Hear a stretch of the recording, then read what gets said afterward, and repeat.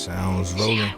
You are now tapped in with Through My Eyes with one eye. Find Willie. Through my eyes with one eye. The world, it was contact. Hey, this your boy Ill Will. Make sure y'all tap into the World's Illest Podcast. What up, everybody, and welcome back to Up Late at Night with 25/8 Networks. This is episode 5. I'm your host, One Eye Willie, and today in the studio, I got my man, producer, manager, former artist. Man, he wears a lot of hats, but I got Jon Woo in the building with me. Y'all give it up for Woo. What's up, Woo? What's been going on with you, man? I'm busy, brother. Yeah, I see, man. You Always on the move, man. Always on the move. Got something going on, man. What's been going on lately? What's been big, man? Tell us something new. I mean, right now, I just started a nonprofit. Right? I'm about to start this whole curriculum and this whole program just to kind of educate artists on the how to roll their records out, how to really understand the business, how to understand platforms and tools that they need to use. So we getting that in motion. I just built a studio, and that's really for like an in-house thing to cultivate the talent that I'm working with. Okay. Hands-on, doing that. And then the producer corner is getting bigger and bigger every time. I got a real big one coming up real soon. It's gonna be crazy. That's what's up, you know man. That's what's up. Let's talk about the Producers Corner, man. You are still doing your thing with the Producers Corner. How many years in are you right now? This is. I didn't even realize it, bro. Like, it's 6 years. It's 6 years old. I didn't even realize that. That's what's up, man. For those of y'all who have not, for those of the people who have never been to Producers Corner, who do not know about Producers Corner, give them a brief little description about what it is and what you do there and what it provides for the artists in the community. Basically what it is, it kind of started from when a lot of people kept asking me like, yo, Woo, I knew everybody, you know what I'm saying? So they'd be like, yo, Woo, who does this? Who does that? And I, it just got to the point I was like, yo, how come y'all don't know each other? We all live in the same city. So I just started bringing them all to the studio together. Like, hey, look, this is this guy. That's that guy. You guys leave me out of it. You know what I'm saying? But then I just saw the benefit of it. And I was like, yo, that's kind of cool to help foster relationships. So it started out in a small studio with about 7 people. And then it just kept growing. And basically what it turned into is a big networking space where artists, videographers, graphic designers, producers can all come together in one room and just know each other and be like, oh, okay, you're so-and-so, and yo, let's link, let's go to the studio. Yo, I need graphics. Oh, you do that? Okay, boom. And it became this big networking opportunity, and also a place where artists can like play their music, and the crowd, they can find new supporters and That's like dope that. right there, man. So those of you all who are artists on the rise looking for somewhere to go to networking, make sure that you tap in with the Producers Corner. You can find that on his Instagram page. I'm pretty sure you guys will be interested in going there and making that thing happen. Now, just earlier you said something else that was dope. You said how you are kind of starting a community where you want to educate these individuals on more of the business and how things happen. I see on your page you always post Wendy Day, and I think she's with Rap Coalition, some of the things and the conversations that they have. Now you've had a relationship with her in the past. Is that part of your inspiration on wanting to start something like this? Yeah, because I think that I was lucky enough to be in a group called Slaughterhouse that was in Frankfurt under my big bro, George Slaughter. Shout out Big Slaughter. Yeah, good times. And that was kind of the first environment where it was structure, and I kind of got to get the experience of being structured. And you got to think, this is early 2000s. So through him, I ended up meeting Wendy Day. Wendy Day was working with us. And then if you just know the history of Wendy Day and all the things she's done, she's very knowledgeable. So, long story short, our situation didn't work out. My man Slaw got knocked for some stuff and kind of messed up the whole situation. But me and Wendy stayed in touch. And she would always just feed me gems, and I would just watch how she's moving and the people. I remember when she first found Trouble from ATL, helped grow him into where he got his deal, and so just that was a real life person that I seen doing what I wanted to do. Right. So I just kind of followed her footsteps, and I just stayed knowledgeable even when I wasn't doing music. So what happened is, like I said, over time I became the guy that people come to, like, Woo knows certain things. And I like the feeling of being able to tell somebody the right thing to do. Like, yo, work with this graphic designer because he's good with his business, is Right. talented, things like that. Yeah, So those things are so important for so sure. that's what, she definitely inspired me to. I always tell Wendy when I talk to her, I'll be like, I'm a student of Wendy Day. I come from the school of Wendy Day. You know what I'm That's crazy because I come from the school of Jon Woo. You know what I'm saying? saying? So that's why I learned. That I was just telling them earlier. This is where I learned a lot of the game. We met each other a long time ago, but y'all got to go check out the podcast. Woo did do the podcast, so I can go listen to that episode. Now here I have this Hennessy bottle. This is the 50-year anniversary of hip hop. Got my man on it. It got Nas on there, man. Now when hip hop was formulating and people were doing a lot of the things, these artists like Nas and your artists like Jay-Z and those before them who came before them, the game was a little bit different for them. How do you like the business and the art now from when it was back in the day when you were coming up in it? So the way that I look at it, bro, is like I can't explain. Like back then, it was all about being original, being skillful, and standing apart. And now it's more about just trying to sell, right? Mm-hmm. So the gimmicks come in, because of social media or whatever. In terms of the business of it to me hasn't really. It's different, but it's really the same. Right. Because it's still all about selling records, and it's all about building a brand, marketing, and things like that. I think the biggest thing that's changed is that a lot of it is in the artist control today. You know what I'm saying? I was just telling somebody the other day that we living in a time where, yeah, it takes money to make it, but you living in a time where if you find the right information, you don't need a lot of money. You can really make it happen. But the challenge is, are you gonna go learn? Like for example, I taught myself how to do simple graphics for if I need to change a banner or if I learned how to do that on my own, but that might have saved me $100. Yeah. You know what I'm saying? Or if it's like, even mixing a record or whatever. It's like if I had to, I could sit down and mix a record if I really had to. You know what I'm saying? So it's just teaching yourself these things or shooting a video on your phone in 4K, and so that's, to me, that's the difference. The business is still the same. It's all about selling records. I do think that artists today have more control and they should be more knowledgeable than when your Nas's and these guys just signing record deals and putting records out. They learning the business years later. Now you could actually know the business before you even do it, but the challenge is, are you gonna go learn it? Right, information age, man. That computers out there, you can definitely search and get that information. Yeah, Nas did, he's dropping on a consistent basis. You know what I'm saying? Him and Hit Boy. You know what I'm saying? I just seen that record. I just heard the record with him and 50, pretty dope record too. So 50's 7 bars. Right, I know, right? He dropped a little quick and then he started talking. Yeah, that's my man. What jungle at? Right. But now, a lot of people know Woo on the come up as being a producer. You've kind of put the producer hat to the side, and then you picked up the manager hat. Mm-hmm. You started managing Mars. You also I want to say Susie Tatiana as well. Yeah. Susie. Yeah. Anybody else? Or are you just working with them two? I mean, for the most part, I work with obviously I work with Mars. She's the superstar. Yeah. Mars. Susie Tatiana, of course. I work with my brother Casino. It's not really a manager, but it's just my brother. I support him how I can. Yeah. I work with a young girl named Emma Redmond, and then also like I work with Vibe real tight, Vibe like Ty. Okay. And she's been blowing up lately. You know what I'm saying? So these are kind of the artists that I work with, and then there's another young artist, 16, 17-year-old named Young Zai, who's fire. You know what I'm saying, in Louisville. So yeah. So what is it like now? Being in that role as a manager, do you like that? Do you like that more? Is it more relaxing for you, or what's Jon Woo's thoughts about being a manager? It's never relaxing, bro. Never. It's actually it's real stressful, to be honest. But it's like, I've worked a 9 to 5. You know what I'm saying? No knock to anybody working a 9 to 5, but I've done that, and it's like it's a different type. It's stressful in both ways, but I wake up to this stress every day and I'm cool. You know what I'm saying?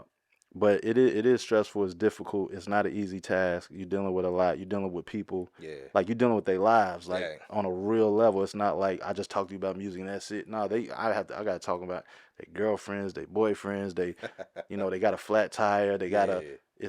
It's all of those, right? So it's a little stressful, but it's very rewarding. And I think that even my come up days when I was younger, I've always been kind of like a nurturer. You know what I'm saying? I was always like, I don't know if you remember, but I was back in the day. I was always trying to start a group. I was always trying to be RZA. If I'm gonna keep it real, that's my hugest inspiration. Okay. I always wanted to be RZA. Put the group together. Tell them to do this, and because I just had the vision. You know what I'm saying? So it's like, man, if I can, so I'm a nurturer. So, so I love it, man. But it is stressful though. That's what's up right there, man. Well, you definitely are doing your thing, getting a lot of people known, recognized, and making sure that they pursue their path that they are out for. So, definitely want to tip my hat to you for doing that. Now, you talked about Mars, man. Mars has definitely been doing her thing. Putting out a lot of music, doing a lot of different venues and a lot of different shows. One thing that I noticed is you guys have been rocking out with Erykah Badu, man. You guys actually have been, went on the tour. I think you guys was down at the Nashville location. Yeah. Okay, cool, man. How did that relationship start? Talk about that, man. Cause you got me at first when you said that whole somebody's gonna think this is you. No, I think you said, yo, this AI is crazy, and I was like, yeah, AI is crazy. You was like, nah, Will, that's real. No, yo, it's crazy, and I'm not even mad at nobody, but a few people hit me up and was like, they thought it was AI. Yeah. But I understand. It's like I just pop up with it one day with a picture with Erykah. Exactly. It's like, it's not. Yeah. You know what I mean? You're not expecting regular, that, man. But really, the way that it happened was, Mars is just chilling. We knew that Erykah had followed her a while back. Okay. We thought that was dope. You know what I'm saying? But we didn't know that she was like paying that much attention. And then she had DM Mars like, yo, here's my number. Call me, like. And we was like, what? Like, you know what I'm saying? Like, Erykah Badu just DM'd you and gave you her number. And so that's how we ended up in Texas, doing a little bit of work with her there. And we just got real cool. We was out there for 3 days. I got to kick it with Erykah for me and her had like a 6-hour conversation. Super, super down to earth conversation. For everybody who's watching, yeah, I drank the tea. But did you get the incense? All of it. All of it. You know what I'm saying? I've been looking at overalls for the past month, right? But listen, it's all about how she gives it to you, because if you're around her long enough, you realize that what she's doing is just, it's like asking a person why they're vegan, right? Most people will be like, well, meat, beef, this, that, and the third. It's always from something bad. When she gives it to you, it's like, oh yeah, I just want to be healthy. I just want to feed my body the right nutrients. I want to be able to last as long as. It's a different approach, you know what I'm saying? And I think that's why it works, you know what I'm saying? But kicking it with her was dope, and I learned a lot, even on the business end, because I didn't know that up to this day. She don't have a manager. She's self-made. So it's like seeing somebody become that iconic. And they're at the forefront of everything is inspiring, you know what I'm saying? Yeah, definitely. That's definitely dope right there, man. I know that was inspiration, everything for Mars, being able to be connected with Erykah Badu, definitely somebody who's a legend in the music business, in the music game or whatever, man. So that's definitely dope. Congratulations, and I definitely shout out to Mars for everything that she's doing and putting on for the state of Kentucky. Now, another thing that I wanted to bring up to you is we have the Kentucky Urban Music Awards that are coming up. Are you nominated this year? What's going on?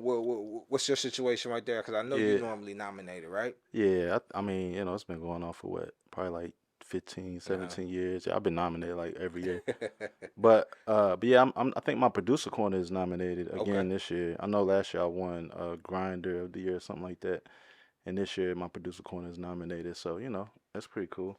Now, have you ever had any thoughts of maybe branching out and doing a award show, a Jon Woo, something just different? Because just like you got the BET Awards, you got the MTV Awards, You know, we can still have the Kentucky Urban Music Entertainment Awards, and then we can have this. Is that something that you have ever thought about, building a group and doing something like that? Or do you think with what you have going on, that's a little bit too much?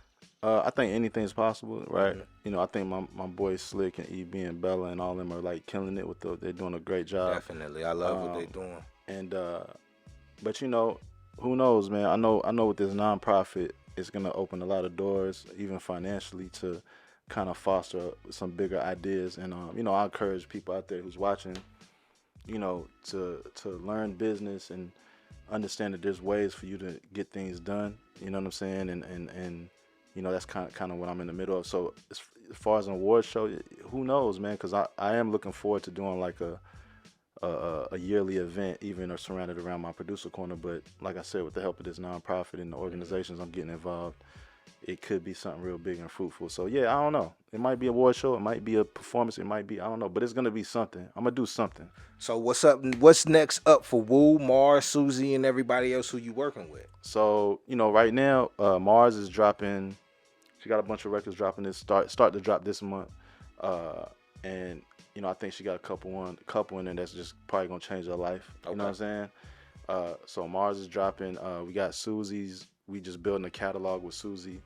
Susie's got a situation with Sony right now too. And then Emma is in development. She's got a deal too, but she's in development. And then you know, just trying to help develop Zai into becoming what I think he could really become, which is a huge artist. And then Vibe she's killing it on the low. She's getting all type of brand deals and things like that. So it's just, you know, I'm in the mix, man. Yeah. I'm just going where it take me, man. That's what's up right there. You know what I'm saying? That's what's up. So where can people learn about the community so they can, you know, learn more about what you have going on, and when you decide to get that kicked off, where can they find out about the Producers Corner so they can tap in and come to that too? I mean, I'm pretty simple. You know, just follow me on IG at Jon Woo Got Beats. It's Jon Got Beats. And you know, that's pretty much where I dump all my information. Facebook and Instagram, you know, Jon Woo Got Beats. Just follow me there. You'll catch everything. And for all you artists who want to showcase at these corners, like, you got to hit me up the day it drop. It's impossible for me to let everybody know that I got it going on at the same time. So y'all just got to pay attention. Cool. So, you know, part of this show, man, artists come on, man, and we give them an opportunity to spit. I don't know if you dusted off the book, you know what I'm saying? If you got some, man, we got some beats. I got some of your old beats. You know what I mean? You gonna give us a 16? Maybe you can do 50, give us an 8 or something. You know what I mean? Let us know. I don't think people know I rap though. Are they in? I don't think so. I think it's so far that they don't even realize. They don't even realize you. So like when I be giving artists shit, right? Yeah. I don't think they realize it's coming from, like, nigga, I've been in your shoes, bro. Shut the fuck up. Right. You know what I'm saying? They don't get it. You know what I'm saying? Man, so hey, man, y'all know what it is. This is episode 5. It's your boy One Eye Willie. This is Up Late at Night with 258 Networks, and I got my man Jon Woo in the building. Make sure y'all tap in, like, subscribe, comment on the content, and make sure y'all just, you know, let us know how y'all feel, man. Please tap in. It's One Eye Willie, and we out of here. It's Up Late at Night with 258 Networks. We must pay homage. So you want me to rap, bro?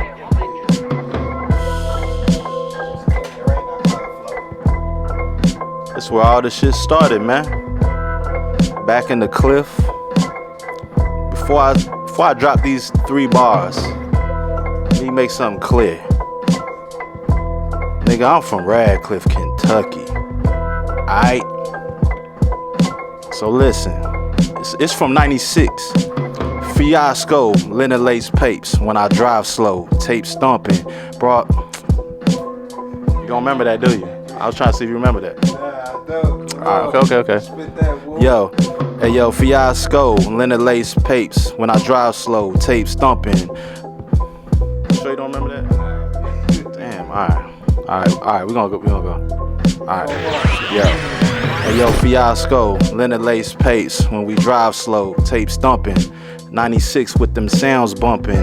Bras asking plans, but my man's into something. Same bitch who tried to diss me last year, can y'all believe it? Plans we see it, we mobbing through the streets trying to creep it. Macking these chicks standing Puerto Rican, 4 players on today. Plus in a strong way I reminisce when I said it would happen like this. Measurements of my family, son. We making hits, stacking cheese. On the block giving dap for fees. Now we press for them bigger prize. Hoping we rise, forgetting stress and negative vibes. Get on with our lives, but them days are still getting darker. I want to push and get reinstated like Bush. Have a life like Sean Carter. Harder than you imagine in them days when I was tagging. Spraying my logo for them niggas who don't know. I was born and raised for the clash of the Titans. I was raised by a wolf pack and I ran with the Vikings. Boy, don't make me do it. I'm good, bro. I'm gonna get up out of here, bro. I'm out.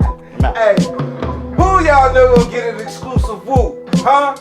Yeah, up late at night with 25/8 networks. It's your boy One Eye Willie. We here. Make sure y'all tap in. We here. We pushing the culture forward.